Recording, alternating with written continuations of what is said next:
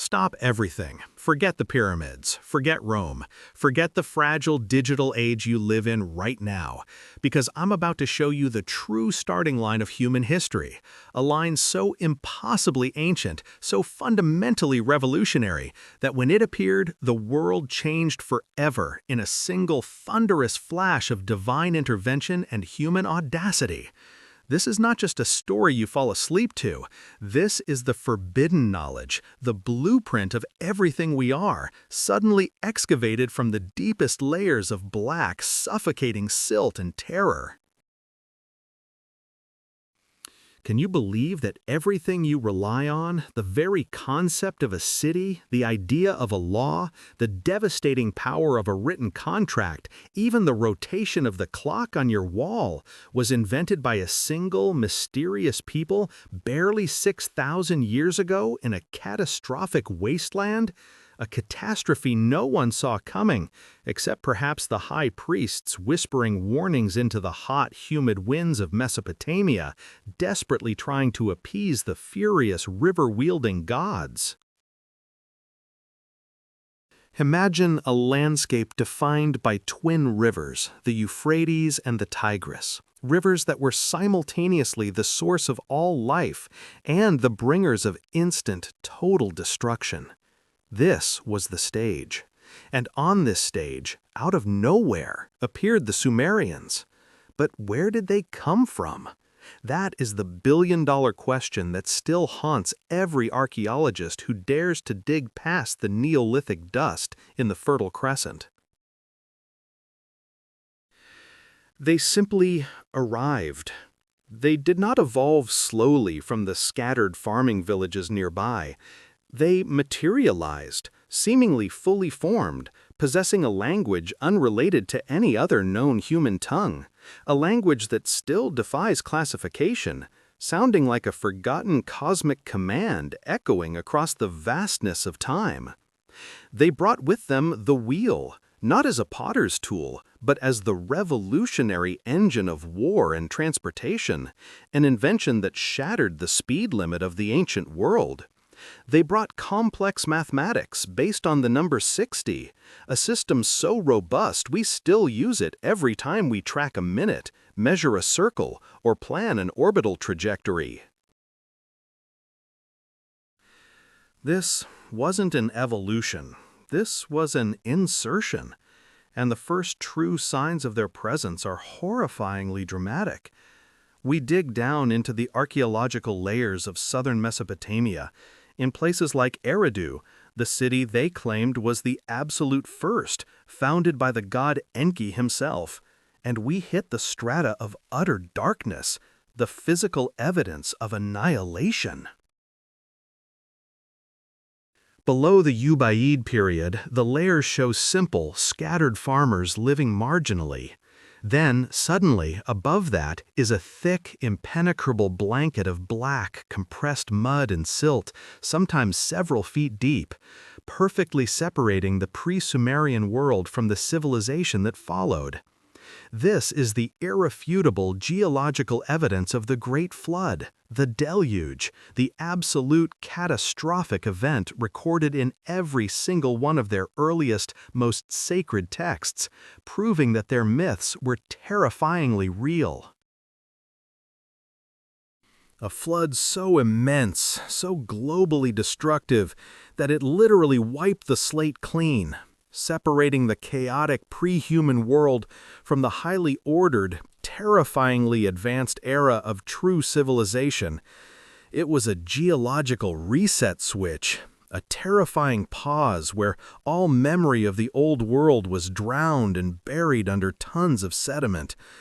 And when the waters finally receded, what emerged was something new, something terrifyingly advanced: Sumer, forged in the trauma of the deluge.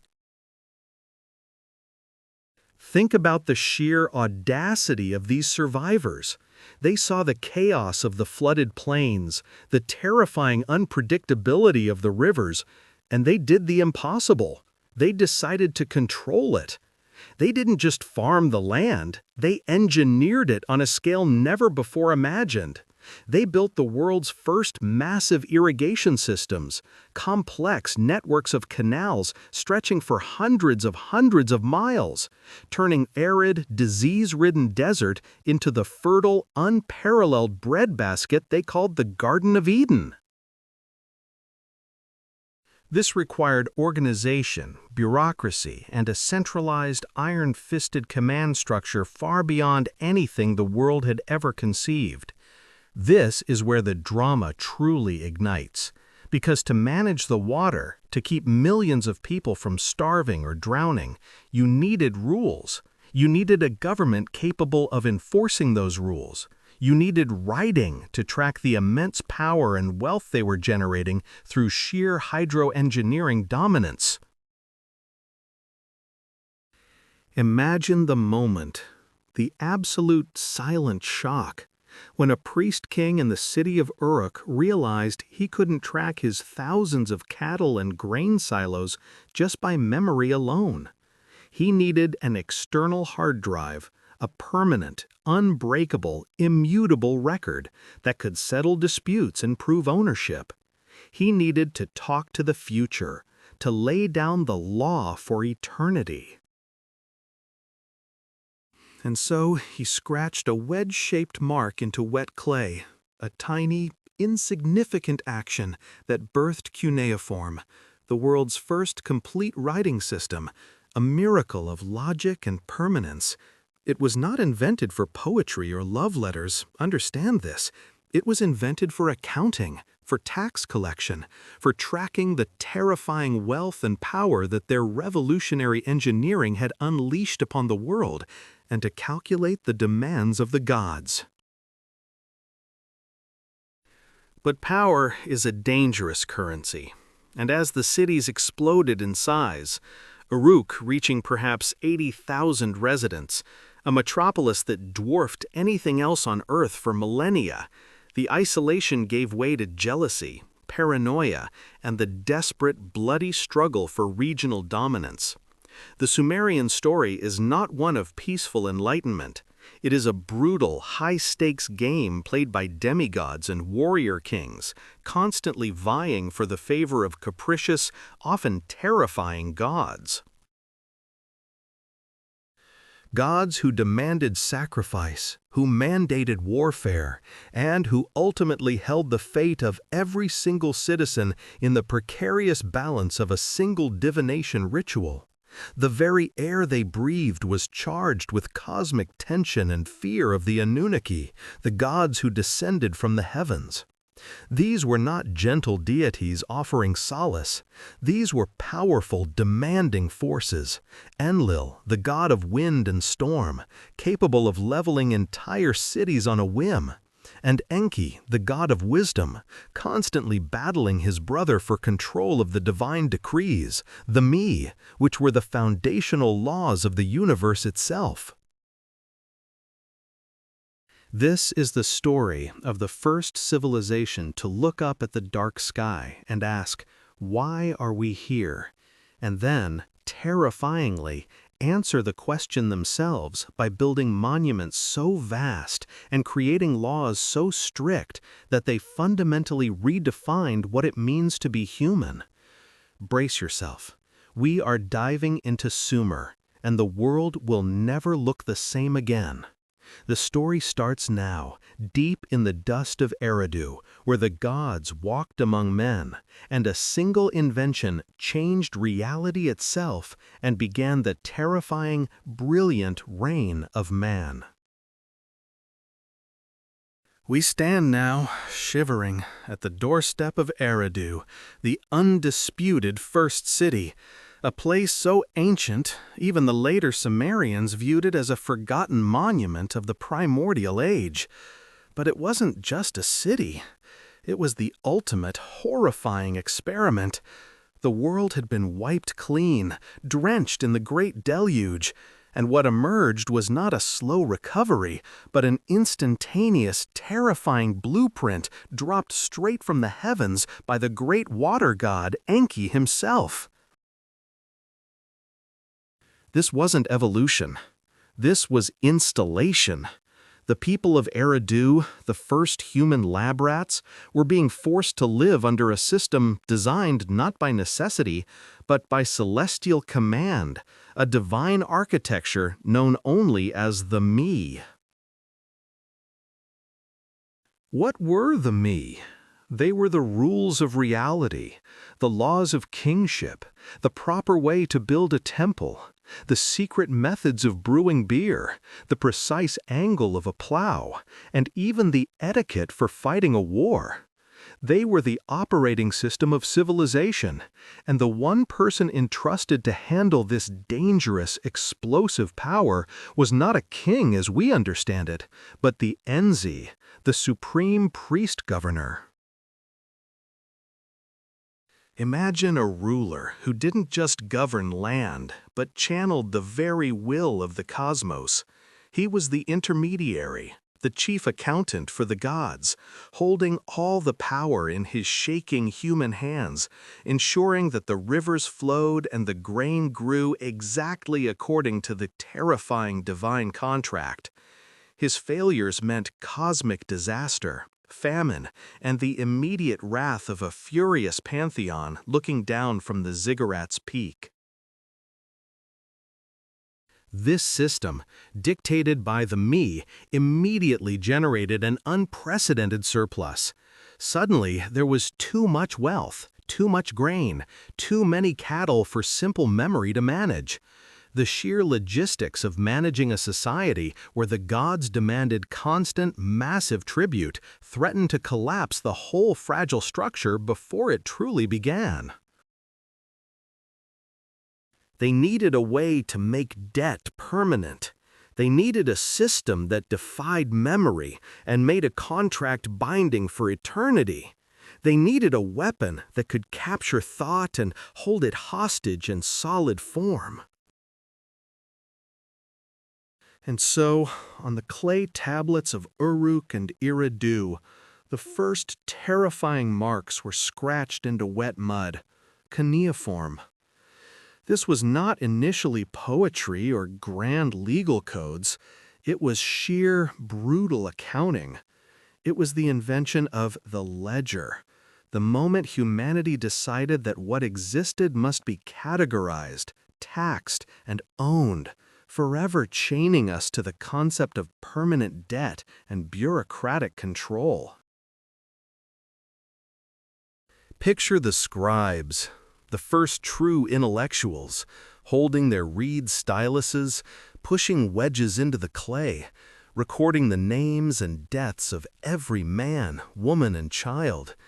They were the gatekeepers of knowledge, wielding a secret power that immediately separated the rulers from the ruled, the power to make information permanent, undeniable, and binding beyond the grave.